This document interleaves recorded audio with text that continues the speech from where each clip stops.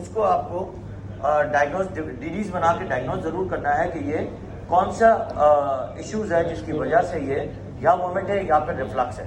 तो वॉमिटिंग और रिफ्लक्स को थोड़ा सा डिफरेंशिएट करके रखना होता है।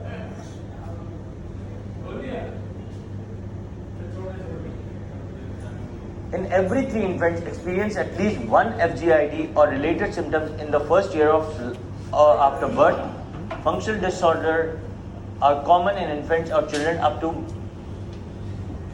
कितने मंथ्स में आपको लगता है कितने मंथ्स में इसकी कॉमन प्रेजेंटेशंस होती हैं? Still 12 months of age 12 months of age तक इसकी सबसे ज़्यादा प्रॉब्लम रहती है क्योंकि 6 to 12 मंथ्स में वो सबसे ज़्यादा सेटल होना शुरू हो जाता है। इसके बाद अगर ये प्रॉब्लम परसिस्ट रहता है तो you have to diagnose for something unoccasionally के क्या हो सकता है इसके अंदर। Timing of FGID in infants and toddlers are regurgitations, colic pain, constipation are most common functional GI disorder during first year of life. Infant regurgitation, IRS, cyclic vomiting syndrome, ये सब edges wise हैं कि जो सबसे ज़्यादा जो as है वो है साइक्लिक वॉमिटिंग सिंड्रोम, जो बच्चे सफोकेशन या कितने दफ़ा आपको सफोकेशन की वजह से कर रहे होते हैं। जब बच्चा स्कूल गोइंग हो रहा होता है तो बहुत ज़्यादा भीड़ में बैठ रहा होता है, उसको सबसे ज़्यादा ही प्रॉब्लम हो रहा होता है cyclic vomiting syndrome. Infant dyschezia, functional constipation तो कई दफ़ा 48 मंथ्स तक भी रहता है। उसकी वजह से भी कई दफ़ा वॉमिटिंग के सिम्टम्स सबसे ज़्यादा जो है हमारे सामने आ रहे होते हैं।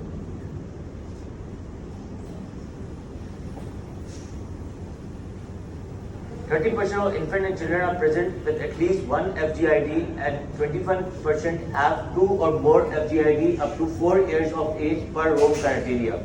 Infant regurgitation, infant colic and constipation. अब इसको थोड़ा सा डिफरेंशिएट करना है क्योंकि कॉन्स्टिपेशन की वजह से भी वॉमिटिंग होती है, इन्फेंटाइल कॉलिक की वजह से भी वॉमिटिंग होती है और इन्फेंट रिगर्जिटेशन की वजह से भी वॉमिटिंग होती है। कुछ दफ़ा हम एक सवाल करते हैं, हमेशा एक पेशेंट आते हैं सवाल ज़रूर करते हैं कि either it's an foul smell vomiting, कितनी देर में की, दूध पिलाने के कितना अर्सा कितनी देर गुजरी, डकार ली नहीं ली। डकार इज़ नॉट इम्पॉर्टेंट बट कई दफ़ा start with sometimes it start with hiccups, तो वो भी एक डायग्नोसिस बनती है कि यार ये रिगर्जिटेशन है। उसमें वॉमिटिंग कई दफ़ा वॉमिटिंग में हिकअप्स नहीं होती। कई दफ़ा आपको गैसी बच्चा मिल रहा होता है लेकिन बहुत ज़्यादा क्राई के साथ मिल रहा होता है। रिगर्जिटेशन वाला बच्चा क्राई के साथ नहीं मिलता, तो सिर्फ आपको रिफ्लक्स के साथ मिलता है। अब कई दफ़ा कॉलिक पेन की जो वॉमिटिंग होती है वो प्रोजेक्टाइल नहीं होती, नॉन प्रोजेक्टाइल होती है। रिगर्जिटेशन की जो वॉमिटिंग है वो प्रोजेक्टाइल होती है। फाउल स्मेली वाली जो होती है वो ज़्यादातर आपको कॉन्स्टिपेशन वाले बच्चे की फाउल स्मेलिंग वाली वॉमिटिंग मिलेगी, लेकिन वो भी नॉन प्रोजेक्टाइल होती है। तो कई दफ़ा आपको ये सवाल ज़रूर करना है आइदर इससे प्रोजेक्टाइल और नॉन प्रोजेक्टाइल वॉमिटिंग, तो आपको ये देखना है कि ये इसको इस तरह डिफ्रेंशिएट करना है।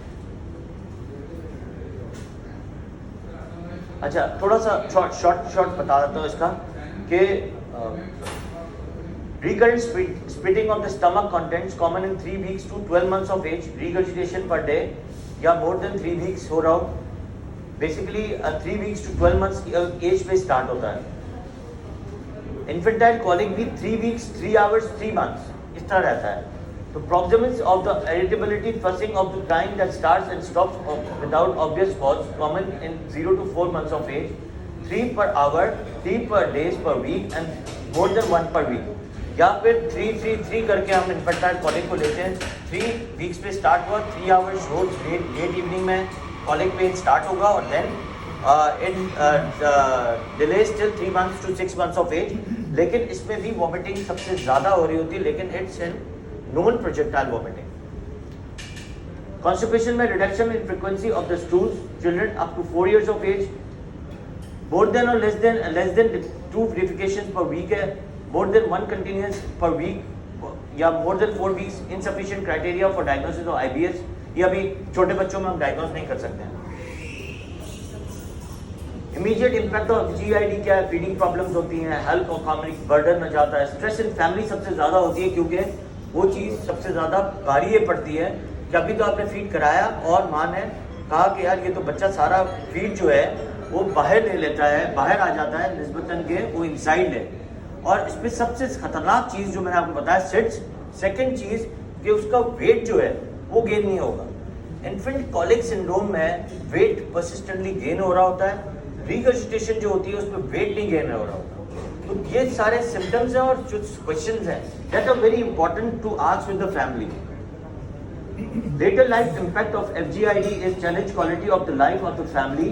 FGID during infancy are associated with unfavorable health outcomes later in the life. Infants who have suffered from infantile colic, regurgitation or function constipation are more likely to develop FGID later in the life. Infantile colic का regurgitation, functional constipation, FGID later in the life is 28% of infants with infantile colic develop functional GI problems by the age of 13 years. जब ये बच्चे इस as में आपके infantile इन चीज़ों में आते हैं कॉलिक पे या फिर रिगर्जिटेशन में, तो मोस्टली कई दफ़ा वो आपके जब आगे एज में, आपके जो अडल्ट एज में जब मिलते हैं या एडोलेसेंस एज में, सबसे ज़्यादा रिगर्जिटेशन वाले बच्चे मिल रहे होते हैं और उनको सबसे ज़्यादा एलर्जिक एब्डोमेनल मिग्रेन्स हो रहा होता है और एलर्जिक हेडेक में मिग्रेन्स भी हो रहे होते हैं, क्योंकि वो उनकी सबसे ज़्यादा डायग्नोसिस बनती है with the colic, may be due to protein या due to because of lactase या लैक्टोज इंटॉलरेंस। तो ये भी सबसे इंपॉर्टेंट चीज़ है कि आगे जाके इनको भी रिगर्जिटेशन या फिर इनके साथ ज़्यादा ये प्रॉब्लम हमारे साथ आपके जो इश्यूज हैं वो लेट लाइफ तक चल रहे होते हैं। Which of the following functional disorder most common occur in infant of 4 to 12 months of age? कौन सा चलता है 4 to 12 months? आगे और जी डॉक्टर साहब कुछ बता सकती हैं? मैंने अभी बताया क्योंकि एज बता दी है, मैंने एज बता दी है।